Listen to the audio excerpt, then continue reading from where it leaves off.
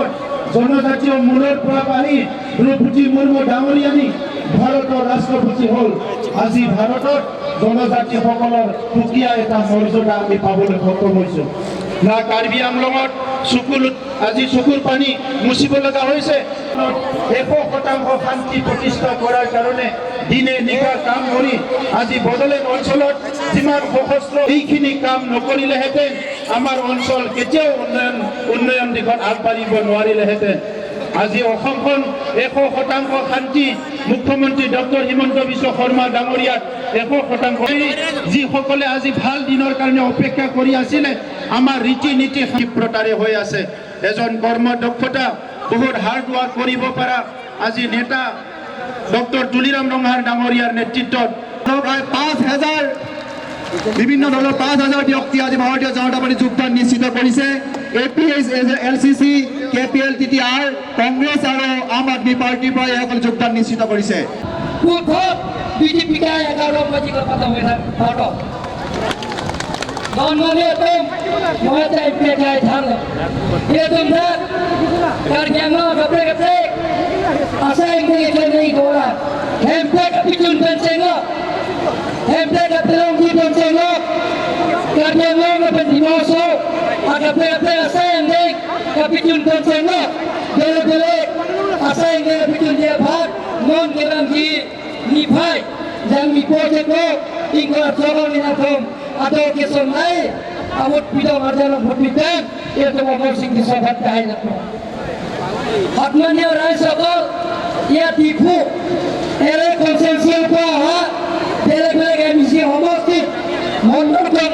মণ্ডল committee আৰু লগতে local কমিটিৰ পৰা আৰম্ভ কৰি সন্মানীয় ৰাইজসকল আগত 26 তাৰিখে আপোনালোকৰ মূল্যৱান ভোটটো পদুম ফুলৰ চিনত ভোট দি নৰেন্দ্ৰ মোদী ডাঙৰীয়াক দ্বিতীয়বাৰ কাৰণে প্ৰধানমন্ত্ৰী বনোৱাৰ স্বাৰ্থত অমৰ সিং দেশক বিপুল কৰি জয়যুক্ত কৰিব লাগিব। আজি আমাৰ মাজত উপস্থিত আছে ভাৰতৰ জনপ্ৰিয় chief minister doctor Himanta Biswa Sarma ডাঙৰীয়া আৰু ডক্টৰ গুপ্তা প্ৰমোদ বড়ো ডাঙৰীয়া আৰু ডিমাচা অট'নমাছ কাউন্সিলৰ CEM দেৱৰাজ বৰছাইয়াৰ উপস্থিত আছে আৰু অসম চৰকাৰৰ মন্ত্ৰী নন্দিতা বৰছাইয়াৰ পৰা আৰম্ভ কৰি আমাৰ deputy speaker doctor Madan Mohan ডাঙৰীয়াৰ পৰা আৰম্ভ কৰি আমি একটা অঞ্চলতে আছোঁ।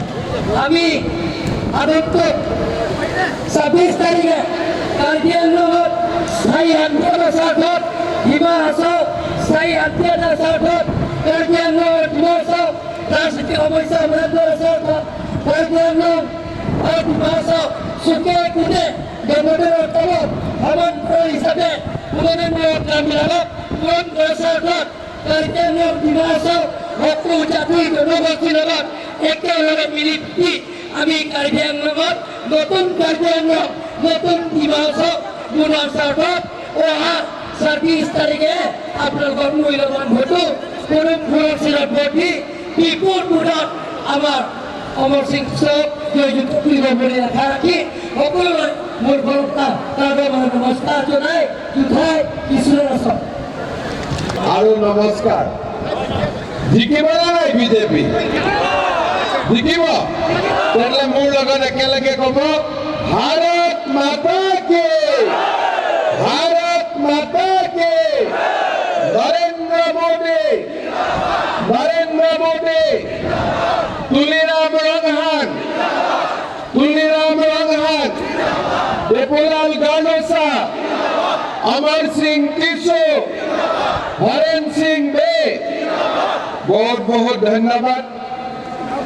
আজি আমাৰ মাজত উপস্থিত অসম চৰকাৰৰ সন্মানীয় মন্ত্ৰী নন্দিতা গাৰোচা ডাঙৰীয়া, বিধানসভাৰ উপাধ্যক্ষ ডক্টৰ নুমল মমিন ডাঙৰীয়া, কাৰ্বি আংলঙৰ CEM ডক্টৰ তুলিৰাম ৰংহান ডাঙৰীয়া, বড়োলেণ্ড টেৰিটৰিয়েল ৰিজনৰ CEM প্ৰমোদ বড়ো ডাঙৰীয়া, ডিমা হাছাও অট'নমাছ কাউন্সিলৰ CEM দেবুলাল গালোচা ডাঙৰীয়া, অমৰ সিং টিছু ডাঙৰীয়া আৰু আমাৰ সাংসদ হৰেণ সিং বে ডাঙৰীয়া, বিদ্যা সিং ইংলেণ্ড ডাঙৰীয়া, আমাৰ MLA দল সিং ৰংহান ডাঙৰীয়া, ৰূপ সিং তেৰং ডাঙৰীয়া আৰু মঞ্চত উপবিষ্ট আমাৰ নেতৃবৃন্দ, কাৰ্বি আংলঙৰ বিভিন্ন স্থানৰ পৰা অহা ৰাইজ, আই মাতৃ আৰু যুৱক যুৱতী বন্ধু বান্ধৱীসকল, সকলোকে মই কাৰ্ডম জনাইছোঁ আৰু সকলোকে মই অনুৰোধ কৰিম, আজি অমৰ সিং টিছু বিজেপিৰ প্ৰাৰ্থী হিচাপে আমাৰ ডিফু লোকসভাৰ বাবে মনোনয়ন পত্ৰ দাখিল কৰিব। আপোনালোক সকলোৱে অমৰ সিং টিছুক যাতে আশীৰ্বাদ কৰে। জিকিবনে নাই অমৰ সিং? ইমান ঠাণ্ডা কৈ আছে, জিকিবনে নাই? গেলাৰী জিকিবনে নাই? একদম জিকাব লাগিব, ঠিক আছে। আজি আপোনালোক সকলোৱে জানে যে আমাৰ ভাৰতৰ প্ৰধানমন্ত্ৰী নৰেন্দ্ৰ মোদী ডাঙৰীয়াক আমি তৃতীয়বাৰৰ বাবে ভাৰতৰ প্ৰধানমন্ত্ৰী বনাব লাগিব আৰু মোদী ডাঙৰীয়াক যদি আমি ভাৰতৰ প্ৰধানমন্ত্ৰী বনাব লাগে তেতিয়াহ'লে ডিফুত আমি অমৰ সিং টিছুক বহুত ভোটত জিকাব লাগিব। যোৱাবাৰ আমি হৰেণ সিং বেক 2,30,000 ভোটত জিকাইছিলোঁ। এইবাৰ অমৰ সিং টিছুক আমি 3 লাখ ভোটত কাৰ্বি আংলং আৰু ডিমা হাছাওৰ পৰা জিকাব লাগিব। পাৰিবনে নাই? হ'ব, ঠিক আছে। আজি মই 2-3টা কথা ক'ব খুজিছোঁ। ইলেকশ্যন আহিব, অমৰ সিং টিছু জিকিব আৰু নৰেন্দ্ৰ মোদী ভাৰতৰ প্ৰধানমন্ত্ৰী হ'ব। কাৰ্বি আংলং আৰু ডিমা হাছাও জিলাৰ উন্নতিৰ বাবে আমি যিমান কাম কৰিব লাগে আমি কৰি থাকিম। কিন্তু মই আজি কেইটামান কথা আপোনালোকক নতুনকৈ ক'ব খুজিছোঁ। ইয়াতে আপোনালোকে হাত উঠাওক, কাৰ কাৰ ঘৰত ৰেচন কাৰ্ড আছে? কাৰ কাৰ ঘৰত ৰেচন কাৰ্ড আছে? হাত উঠাওক, ওপৰতো হাত উঠাওক। কাৰ কাৰ ঘৰত ৰেচন কাৰ্ড আছে? চবে হাত উঠাওক। ৰেচন কাৰ্ড কাৰ কাৰ আছে? মই কিবা ভাল কথা এটা কম, ঠিক আছে। এতিয়া আপোনালোকে কওক, অৰুণোদয় কাৰ কাৰ আছে? নোহোৱাবিলাকক পিছত কওক। অৰুণোদয় কাৰ কাৰ আছে? হাত উঠাওক, ঠিক আছে। অৰুণোদয় নাই কাৰ কাৰ? হাত উঠাওক। এতিয়া মই আপোনালোকক এইবাৰ ক'ব খুজিছোঁ কি, মোক আৰু আপোনালোকে অৰুণোদয় সুধি থাকিব নালাগে। যাৰ যাৰ ঘৰত ৰেচন কাৰ্ড আছে তাৰ ঘৰত মই ডাইৰেক্টলি অৰুণোদয় দি দিম, হ'ব? এতিয়া আপোনালোকক এখন আমি সাৰ্ভে ফৰ্ম বনাইছোঁ, কাৰ কাৰ ঘৰত ৰেচন কাৰ্ড আছে কিন্তু অৰুণোদয় নাই। আপোনালোকে মোক লিষ্টটো বনাই দিব প্ৰত্যেক বুথৰ পৰা, আৰু মই আপোনালোকক কমিটমেণ্ট কৰিছোঁ যে 2024 চনৰ ভিতৰতে কাৰ্বি আংলং আৰু ডিমা হাছাও জিলাত যিমান মানুহৰ ঘৰত ৰেচন কাৰ্ড আছে সকলোকে মই অৰুণোদয় দিয়াৰ ব্যৱস্থা কৰিম। ভাল কথা ক'লো নে নাই? ভাল কথা ক'লো নে নাই? অলপ ফূৰ্তি কৰক, ডাঙৰ কৰি হাত চাপৰিটো বজাই দিয়ক, হয় নে নহয়? ঠিক আছে। এতিয়া মই আৰু এটা কথা ক'ব খুজিছোঁ। আমাৰ কাৰ্বি আংলং আৰু ডিমা হাছাও জিলাত আমি শিক্ষাৰ উন্নতি কৰিব লাগিব।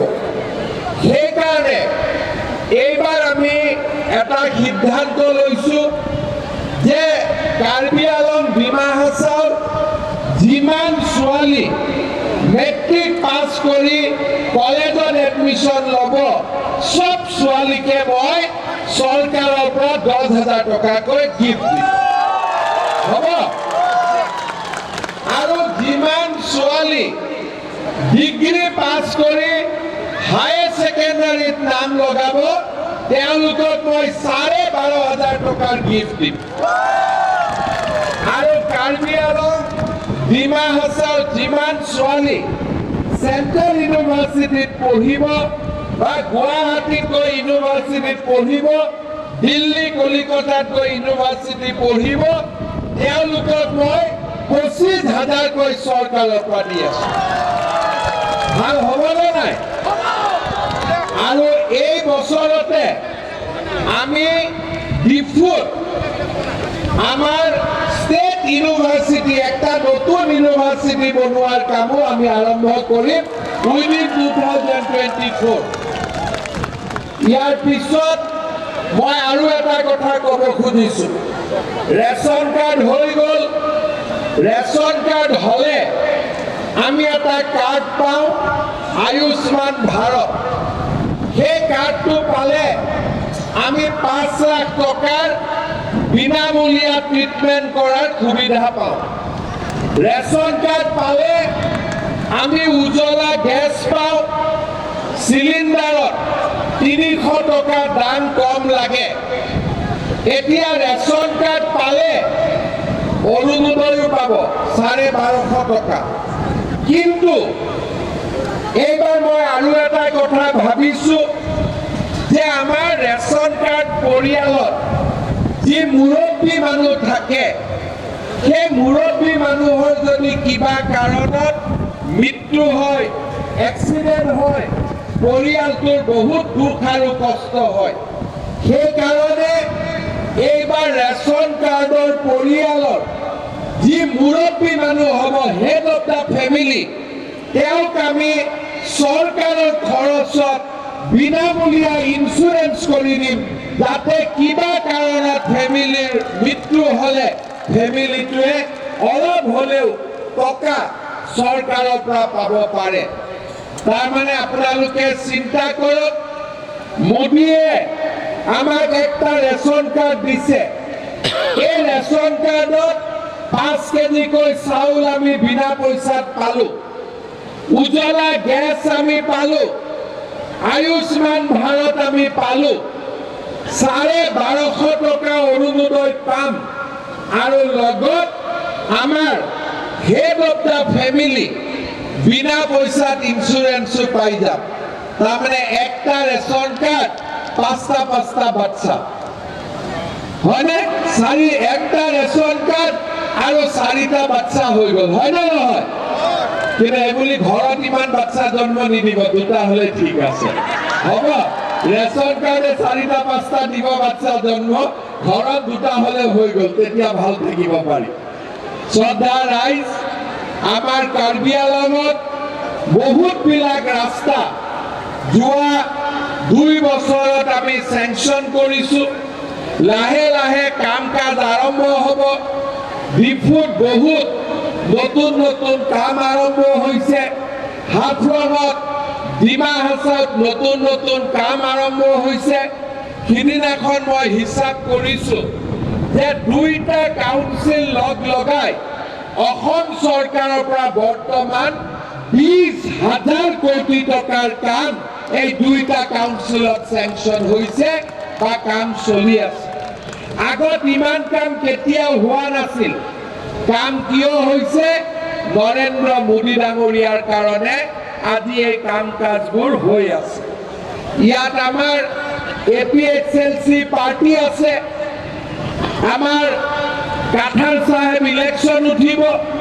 তেওঁ দিল্লীতো চৰকাৰ নাই, দিছপুৰতো চৰকাৰ নাই, ডিফুতো চৰকাৰ নাই।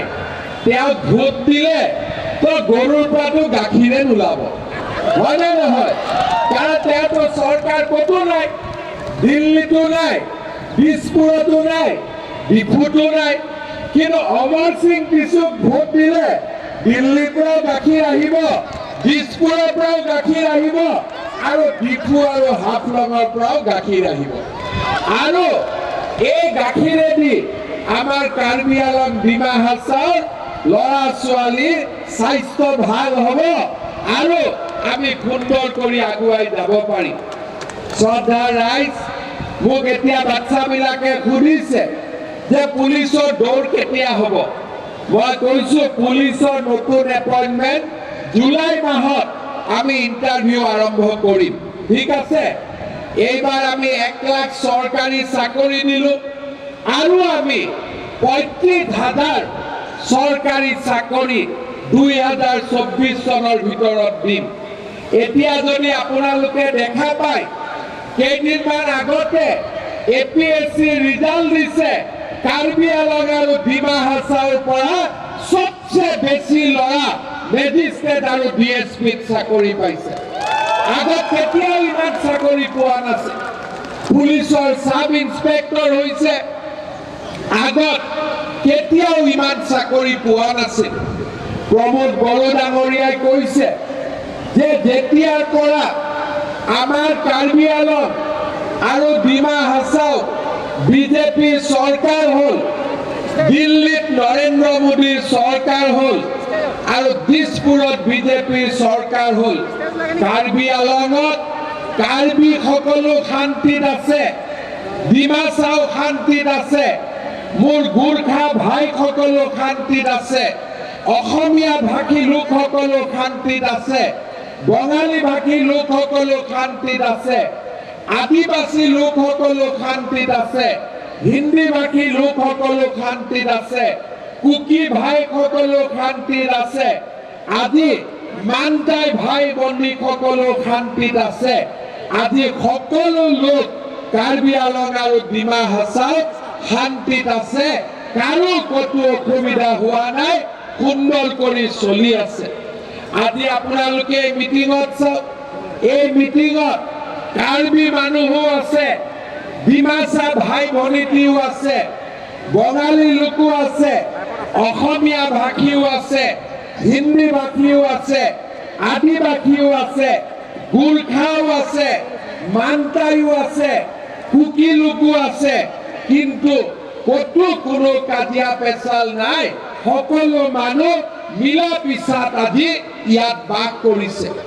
কাৰ্বি আংলঙত মেডিকেল কলেজ হ'ল, 2024 চনৰ ভিতৰত কাৰ্বি আংলঙত ধুনীয়াকৈ আমাৰ কেঞ্চাৰ হস্পিটালো কমপ্লিট হৈ যাব।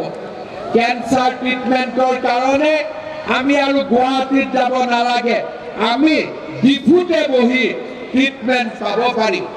আজি কাৰ্বি আংলঙত ষ্টেডিয়াম হৈছে, ল'ৰা ছোৱালীয়ে খেলিবৰ সুবিধা পাইছে, পুলিচৰ চাকৰিৰ কাৰণে ৰাতিপুৱা দৌৰিবৰ কাৰণে ষ্টেডিয়াম পাইছে। আজি আমাৰ বোকাজানে হওক, বৈঠালাংচুৱে হওক, ডিফুৱে হওক, হাওৰা ঘাটে হওক, আমাৰ হাফলং হওক, আজি চবতে সুন্দৰ কৰি উন্নয়ন আৰু প্ৰগতিৰ কাম আৰম্ভ হৈছে, সুন্দৰ কৰি কাম চলি আছে। সেইকাৰণে মই ৰাইজক অনুৰোধ কৰিম, আপোনালোকে সকলোৱে যাতে পদুম ফুলৰ ছবিত ভোট দি অমৰ সিং টিছুক আপোনালোকে জয়যুক্ত কৰে।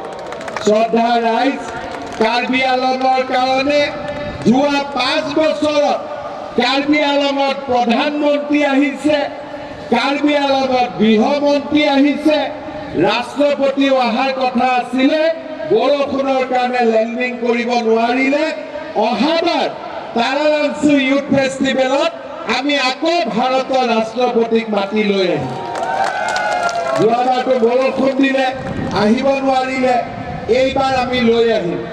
আৰু এইবাৰ আমি সিদ্ধান্ত লৈছোঁ যে তাৰালাংচু ইউথ ফেষ্টিভেলতো অসম চৰকাৰে প্ৰত্যেক বছৰে 3 কোটি টকাকৈ দিব, যাতে এই ফেষ্টিভেলটো আমি ইণ্টাৰনেশ্যনেল লেভেলত আমি লৈ যাব পাৰোঁ।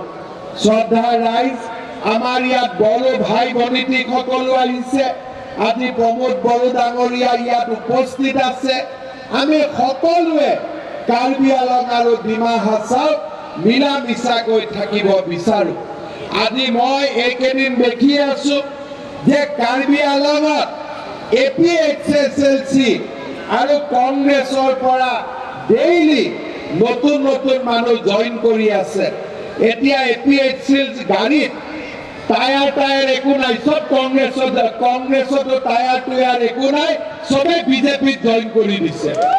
আজি কোনো মেম্বাৰে নাই। এইটো কি পাৰ্টি কয়?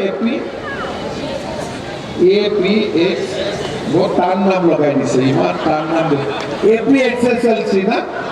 তো এইটো পাৰ্টিৰ গাড়ীখন আছে, কিন্তু টায়াৰো নাই, ইঞ্জিনো নাই, চব বিজেপিত জইন কৰি দিছে, হয়নে নহয়? আৰু কংগ্ৰেছতো একোৱে নাই, কোনদিনাখন কোনে জইন কৰে হিচাপে নাই। কংগ্ৰেছ পাৰ্টিতো একোৱে নাই, ভোট দিয়া মানে ভোটটো এনেই যোৱা। সেইকাৰণে শ্ৰদ্ধা ৰাইজ, এইবাৰ আমি অমৰ সিং টিছুক 3 লাখ ভোটত জিকাব লাগিব। পাৰিম নে নোৱাৰিম? ডিফুটো জিকিবই, কিন্তু জিকিলে নহ'ব, মোক এইবাৰ 3 লাখ ভোটত জিকাব লাগে। পাৰিবনে নাই যুৱকসকলে? পাৰিব? মহিলাসকলে পাৰিবনে নাই? ঠিক আছে, এইটো অমৰ সিং ভাই আগতে আছো। মানুহটোক ভাল লাগে নে নাই? ভাল লাগে নে নাই? তো 3 লাখ ভোটত জিকাব লাগিব, ঠিক আছে। মোৰ সন্মানটো বাচিব, তেতিয়া টিভি বিলাকে ৰেকৰ্ড কৰি আছে 3 লাখত জিকিব। যদি 2 লাখত জিকে আকৌ ষ্টেটমেণ্ট লিখি দিব যে 3 লাখ ক'লে 2 লাখত জিকিলে। তো 3 লাখত জিকাব পাৰিম নে নাই? একদম 3 লাখতকৈ এটা ভোটো কম হ'ব নালাগে, হ'ব? এই গেলাৰী বিলাক বহুত ঠাণ্ডা কৰি বহি আছে, হ'বনে নাই? গেলাৰীত বহিলে আৰাম লাগে নেকি অলপমান? যি নহওক, গেলাৰীৰ পৰাও 3 লাখ, ঠিক আছে। আৰু মই আজি অসমৰ ৰাইজকে মই জনাইছো যে কাৰ্বি আংলং আৰু ডিমা হাছাৰ মানুহে নৰেন্দ্ৰ মোদী ডাঙৰীয়াক বহুত ভাল পায়, আৰু সেইকাৰণে এক ডিফু সমষ্টি অসমৰ ভিতৰতে 1 নম্বৰ ভোটত জিকাব। এই কথা মই নৰেন্দ্ৰ মোদী ডাঙৰীয়াক কম, আৰু আপোনালোকে সকলোৱে মোৰ সন্মানটো ৰক্ষা কৰিব, ঠিক আছে। সকলোকে মই পুনৰবাৰ ধন্যবাদ জনালো। ইলেকশ্যনৰ সময়ত মই বোকাজান, ডিফু, হাওৰাঘাট, বৈঠালাংছু, হাফলঙত মিটিঙত আহিম। তেতিয়া আপোনালোকৰ যি সমস্যা আছে মই এটা এটাকৈ কাগজত লৈ আপোনালোকক মই কৈ যাম। আগতেও মই যি কৈছিলোঁ হৈ আছে আৰু হৈ থাকিব, আৰু ভৱিষ্যতেও আমাৰ কাৰ্বি আংলং আৰু ডিমা হাছাও উন্নয়নৰ পথত গৈ থাকিব। পুনৰ এবাৰ মই আপোনালোক সকলোকে কাৰ্ডম জনাইছোঁ।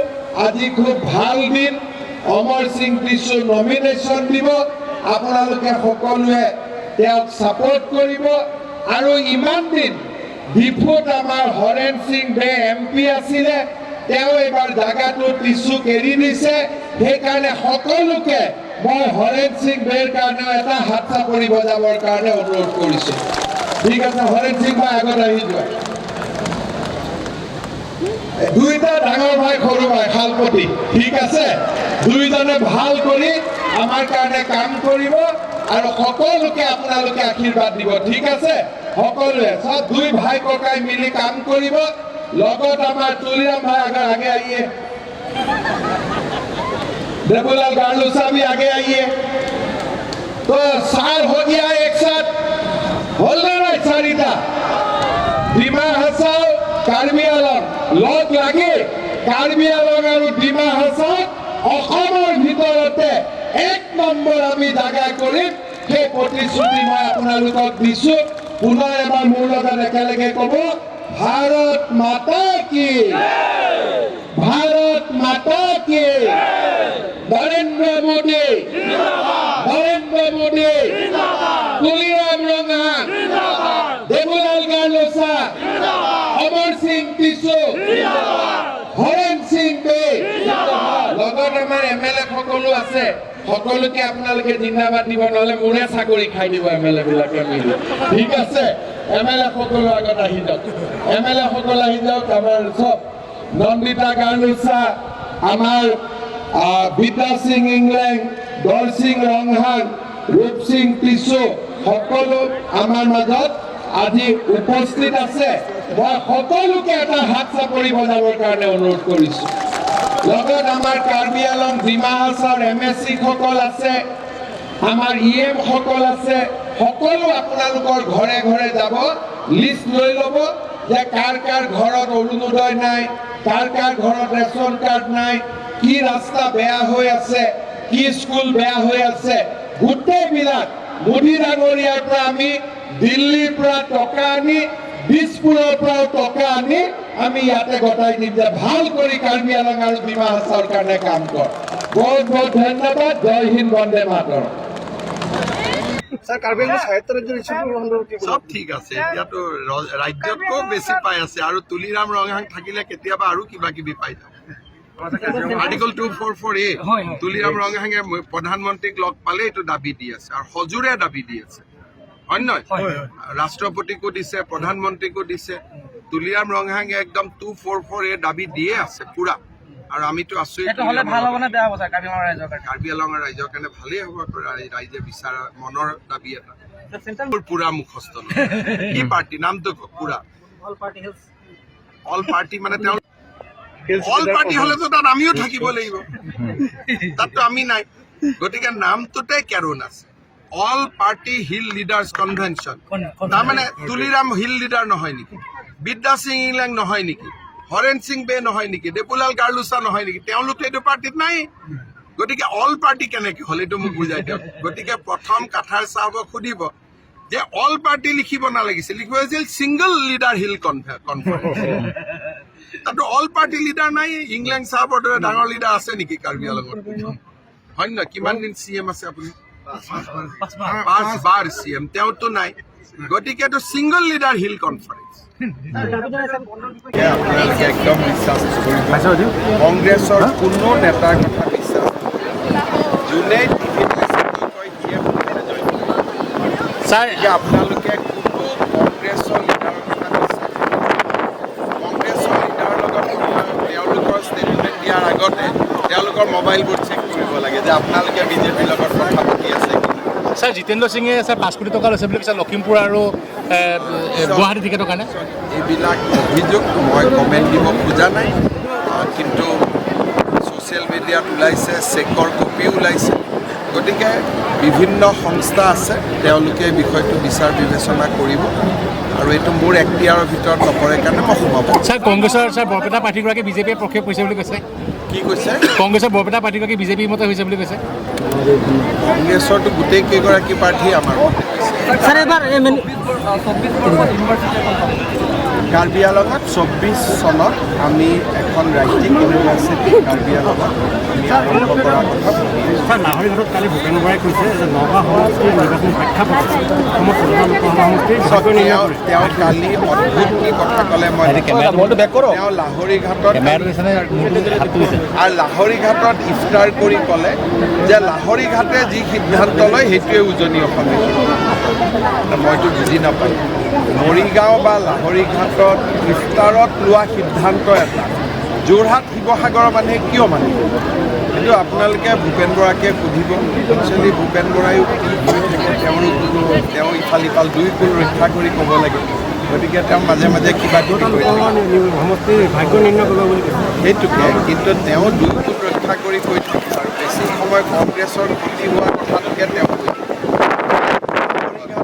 ইফতাৰত লোৱা কথাত যোৰহাটৰ মানুহে কিয় শুনিব, শিৱসাগৰৰ মানুহে তেওঁ কৈছে যে আমি য'ত থিয় হৈ আছোঁ বা মধ্য অসমীয়া লোৱা সিদ্ধান্ত এটাই উজনি অসমত কি হতালে ইফতাৰত দুজন প্ৰাৰ্থী আছে, CM আছে, থাকিব নেকি? আছে জানো? জয়ৰাম ইংলেঙৰ ভোট আছে বুলি মই শুনা, আৰু যিখিনি অলপ চলপ ভোট আছিলোঁ এইখিনিতো জইনে কৰিলোঁ। কাউন্সিল ইলেকশ্যনতো তেওঁতো ঘৰৰ পৰাই উঠা নাছিল। গতিকে এইবিলাক উঠিছে আৰু কোনোবা এজনটো উঠিব লাগে। ছাৰ, সংখ্যালঘু এলেকাত দৰে বোলে সংখ্যালঘুসকল বিজেপি যোগদান কৰি আছে, কি ক'ব আপুনি? চাওক, আমাৰ চৰকাৰৰ দিনত সংখ্যালঘুসকলৰ প্ৰতিও কোনো অন্যায় হোৱা নাই। আমি সকলোৰে কাৰণে সমানে কাম কৰি আছোঁ। গতিকে তেওঁলোক যিমানে বিজেপি দলত আহে নৰেন্দ্ৰ মোদী ডাঙৰীয়াৰ উন্নয়নৰ প্ৰক্ৰিয়াত অংশ ল'ব আৰু দূৰে দূৰে থাকিলে দূৰে দূৰে থাকিব লাগিব সেইকাৰণে মই ভাবোঁ যে যদি কোনোবাই যোগদান কৰিছে এইটো ভাল কথা আমিতো সকলোকে ছাৰ আমিনুল ইছলাম চবকা বিশ্বাস ছাৰ আমিনুল ইছলামে কৈছে 3 লাখ ভোটত বিজেপি ঘূৰাবই নগাঁৱত আমিনুল ইছলামে হৰুৱাব পাৰে হৰুৱাব নোৱাৰিব পাৰে মই নাজানো কিন্তু বৰ্তমান তেওঁলোকৰ তাততো নগাঁৱৰ পলিটিক্সটো এতিয়ালৈকে আমিনুল ইছলামেও কয় তেওঁ জিকিব প্ৰদীপ বৰদলৈ কয় তেওঁ জিকিব কিন্তু আপোনালোকে টিভিত পেপাৰত মানুহৰ লগত কথা পাতিলে দেখিব যে এইবাৰ নগাঁও আসনখন সুৰেশ বৰাই পাব বিজেপি মাথাউৰিটো ইমান ধুনীয়া কাম আমাৰ চৰকাৰে কৰি আছে আৰু কাম আমি হাতত ল'বৰ কাৰণে ৰেডি আছোঁ খালি অলপমান ৰাইজে ওচৰ চাপি আহিলে চব কাম বিজেপিৰ কেইখন চিট ছাৰ কিন্তু এইবাৰ দেখা গৈছে যে বিজেপিত আটাইতকৈ বেছি জইনিং প্ৰগ্ৰামটো মুছলমানসকলে মই এইটোৱে কৈছোঁ যে বিধানসভা নিৰ্বাচনত যি আছিল তাৰপিছত বিজেপিয়ে বহুত কাম কৰে কেনেকুৱা তালাক আইন আনি তালাক বন্ধ বাল্য বিবাহ বন্ধ ল'ৰা ছোৱালীয়ে বিনা পইচাত চাকৰি বাকৰি পালে এতিয়া বহু বিবাহ বন্ধ হ'ব গতিকে সংখ্যালঘুৰ অঞ্চলত ছোৱালী মহিলা আৰু নিবনুৱা যুৱকসকলে বিজেপিত এইবাৰ আকৃষ্ট হৈছে গতিকে এইখিনি মানুহে আজি ভোট দিব বুলি মই আশা কৰিছোঁ নিদিলেও 2032ত দিব এতিয়া দিব বুলি আপুনি ভাবা নাই মই ইমানটোলৈকে ৰিচাৰ্চ কৰা নাই মই ইমান গৱেষণা কৰি থকা নাই খালি আমি ভাল কামবোৰ কৰি তালাক আইন বন্ধ কৰিলোঁ বহু বিবাহ বন্ধ কৰিলোঁ বাচ্ছাৰ বিয়া বন্ধ কৰিলোঁ য'ত য'ত মথাউৰি নাই তাত মথাউৰি বনালোঁ য'ত ৰাস্তা নাই তাত ৰাস্তা বনালোঁ যি মানুহে আগতে অংগনবাদীৰ কাৰণেও 10 লাখ টকা ঘোচ দিব লাগিছিল তাৰ বিনা পইচাত চাকৰি পালে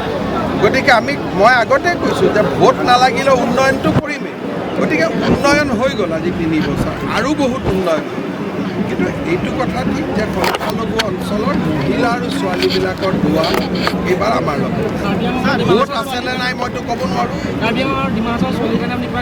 এইবাৰ ভাল ঘোষণা কৰিছোঁ যে যিমান ছোৱালী মেট্ৰিক পাছ কৰিব কলেজত নাম ল'লে 10,000 টকা যদি ডিগ্ৰীত নাম লগায় 12,500 আৰু পোষ্ট গ্ৰেজুৱেটত নাম লগালে 25,000 টকা চৰকাৰ স্যাৰ এখন এখন পাবো বিজেপি আজমল আৰু ৰকিবুল হুছেইনৰ কথা কৈ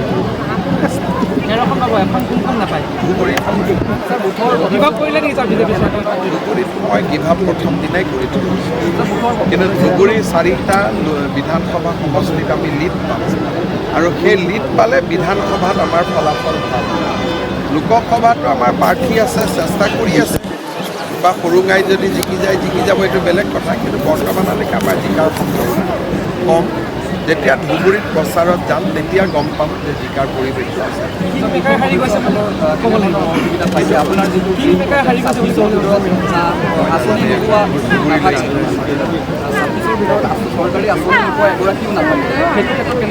সেইটো কাৰণে আমি বহুত ভাল কাম কৰি আছোঁ এইবাৰতো যিমান মানুহৰ হাতত ৰেচন কাৰ্ড থাকে প্ৰত্যেকটো পৰিয়ালতে গতিকে আঁচনিৰ পৰা কোনো বাদ যাবই নোৱাৰে এইবিলাক আমি ভাল